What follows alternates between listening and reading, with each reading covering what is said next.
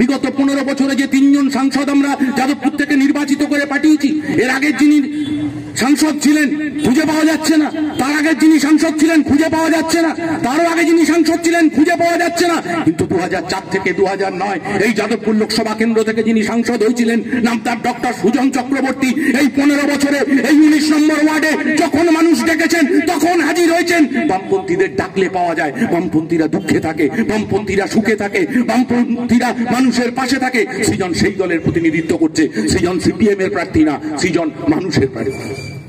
ভারতের জনতা পার্টির যিনি প্রার্থী হয়েছেন সবাই জানেন আপনারা, দিল্লিতে বাড়ি।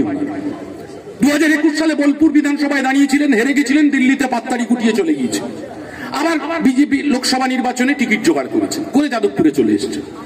এখন এই লোকসভা ভোটের আগ অব্দি উনি পাড়ায় পাড়ায় ঘুরবেন, অনেক কথা বলবেন, মানুষকে অনেক প্রতিশ্রুতি দেবেন, আবার যাদবপুরে হারবেন, পাত্তারি গুটিয়ে দিল্লিতে চলে যাবেন। আবার আমাদের রাজ্যের যা শাসক দল, তাদের যারা প্রতিনিধিত্ব করছে, তাদের যিনি প্রার্থী হয়েছেন তাকেও আপনারা সবাই চেনেন।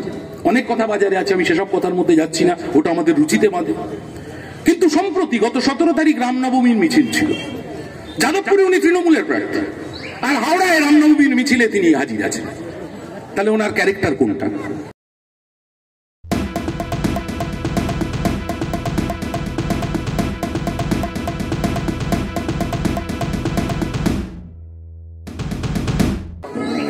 লড়াইটা নীতি নির্বাচনের, নেতা নির্বাচনের লড়াই নয়। আমরা বামপন্থীরা যে কোনো নির্বাচনকেই মনে করি রাজনৈতিক লড়াই। তাহলে আমাদের দেশের 18 লোকসভা নির্বাচন, এটাও একটা রাজনৈতিক লড়াই, মোকাবিলা হবে রাজনীতির সাথে। কিন্তু সেই রাজনীতির তো কেউ প্রতিনিধিত্ব করেন। আমাদের এই যাদবপুর লোকসভা কেন্দ্রে আমাদের পার্টি, বামফ্রন্ট, কংগ্রেস যৌথভাবে তারা ঠিক করেছে যে যাদবপুর লোকসভা কেন্দ্র থেকে এই প্রার্থী হিসাবে এখানে প্রতিদ্বন্দ্বিতা করবে কমরেড সৃজন ভট্টাচার্য। সবাই সৃজনের পরিচিতি পেয়েছেন, পরিচিতিপত্র পেয়েছেন। সৃজন পড়াশোনায় খুব ভালো ছিল, ছোটবেলা থেকে ভালো স্কুলে পড়েছে, কলকাতার নামকরা স্কুলে। তারপর যাদবপুর বিশ্ববিদ্যালয়, সেখান থেকে মাস্টার ডিগ্রি করেছে।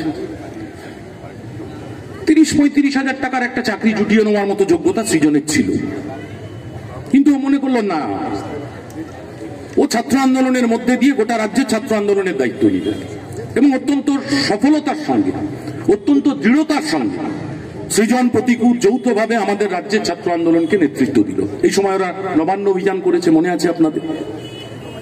এবং আমাদের রাজ্যের শিক্ষাগত দাবি দেওয়া, গোটা দেশের শিক্ষাগত দাবি দেওয়া নিয়ে সৃজনরা অগ্রণী ভূমিকা নিয়েছে।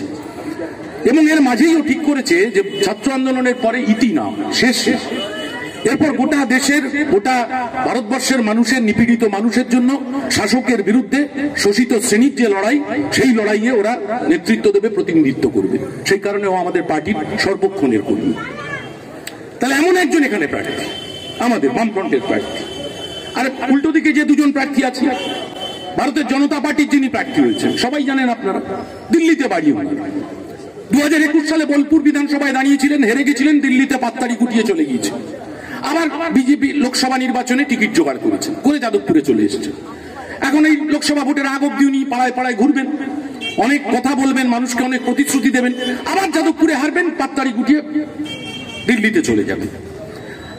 আবার আমাদের রাজ্যের যা শাসক দল, তাদের যারা প্রতিনিধিত্ব করছে, তাদের যিনি প্রার্থী হয়েছেন তাকেও আপনারা সবাই চেনেন।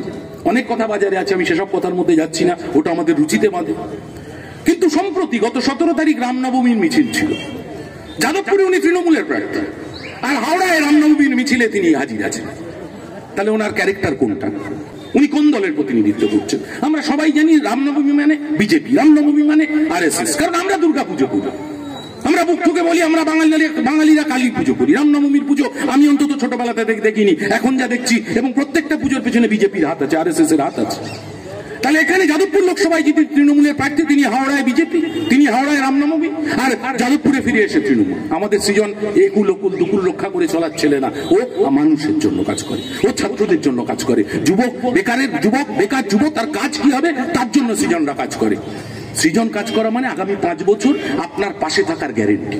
এখন গ্যারেন্টির যুগ না, প্রধানমন্ত্রী গ্যারেন্টি দিচ্ছেন, আমরা যে গ্যারান্টি দিচ্ছি, আমরা কোনো প্রতিশ্রুতি দিচ্ছি না, আমরা গ্যারান্টি দিচ্ছি আগামী 5 বছর যখন যদি এরকম মহামারী আবার আসে, যে মহামারীতে সৃজনের মতো ছেলেরা, আমাদের সুভাষগ্রামের বামপন্থী ছাত্র যুব কর্মীরা রেড ভলেন্টিয়ার হিসেবে অক্সিজেনের সিলিন্ডার কাঁধে নিয়ে, খাবার দাবার কাঁধে নিয়ে, ওষুধ কাঁধে নিয়ে, কে তৃণমূল, কে বিজেপি, কে সিপিএম দেখেনি, আপনার দরজায় পৌঁছে গেছে আর তার নেতৃত্ব দিয়েছে গোটা রাজ্য জুড়ে সৃজনের মতো ছেলেরা। সৃজনরা ভোটে জিতুক বা হারুক আপনার পাশে থাকবে আগামী 5 বছর। যারা বিগত 15 বছরে যে 3 জন এমপি আপনি দেখেছেন, বিগত 15 বছরে যে 3 জন সাংসদ আমরা যাদবপুর থেকে নির্বাচিত করে পাঠিয়েছি, এর আগের যিনি সাংসদ ছিলেন খুঁজে পাওয়া যাচ্ছে না, তার আগের যিনি সাংসদ ছিলেন খুঁজে পাওয়া যাচ্ছে না, তারও আগে যিনি সাংসদ ছিলেন খুঁজে পাওয়া যাচ্ছে না। কিন্তু 2004 থেকে 2009 এই যাদবপুর লোকসভা কেন্দ্র থেকে যিনি সাংসদ হয়েছিলেন, নাম তার ডক্টর সুজন চক্রবর্তী, এই 15 বছরে এই 19 নম্বর ওয়ার্ডে যখন মানুষ ডেকেছেন তখন হাজির হয়েছেন। বামপন্থীদের ডাকলে পাওয়া যায়, বামপন্থীরা দুঃখে থাকে, বামপন্থীরা সুখে থাকে, বামপন্থীরা মানুষের পাশে থাকে। সৃজন সেই দলের প্রতিনিধিত্ব করছে। সৃজন সিপিএম এর প্রার্থী না, সৃজন মানুষের প্রার্থী, সৃজন মানুষের প্রার্থী। আমাদের এই অঞ্চল সুভাষগ্রাম কত স্মৃতি বিজড়িত। নেতাজি সুভাষচন্দ্র বোস থেকে শুরু করে সলিল চৌধুরী, শিবনাথ শাস্ত্রী, দ্বারকানাথ বিদ্যাভূষণ, তাদের এই সংস্কৃতির পরিমণ্ডলে আমাদের সুভাষগ্রাম গড়ে উঠেছে। আজকের বিভিন্ন ধরনের কার্যকলাপ আমরা এখানে দেখতে পাচ্ছি। কিন্তু এখন আমরা যে কথা বলতে চাই, পৌরসভার ভোট হয়েছে, বিধানসভার ভোট হয়েছে, এটাকে হচ্ছে দেশটাকে রক্ষা করার লড়াই। মূল শত্রু আমাদের কাছে বিজেপি, আর পশ্চিমবাংলায় দাঁড়িয়ে তৃণমূল বিজেপি, ও দুটো কেউ আলাদা না। কে বলেছে আলাদা?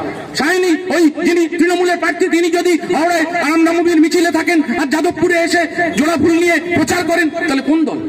কোন দল? রাতের বেলা তৃণমূল, দিনের বেলা বিজেপি। আসল দল একটা, তার নাম RSS.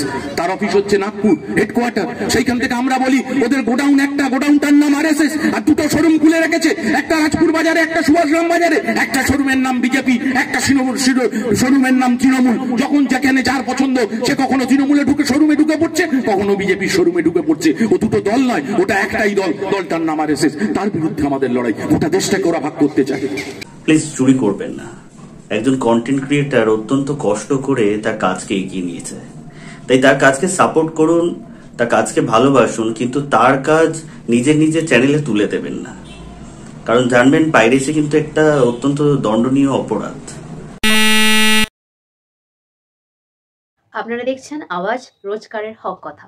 For more updates about Awaaz, please subscribe our YouTube channel Rajshekhar thali.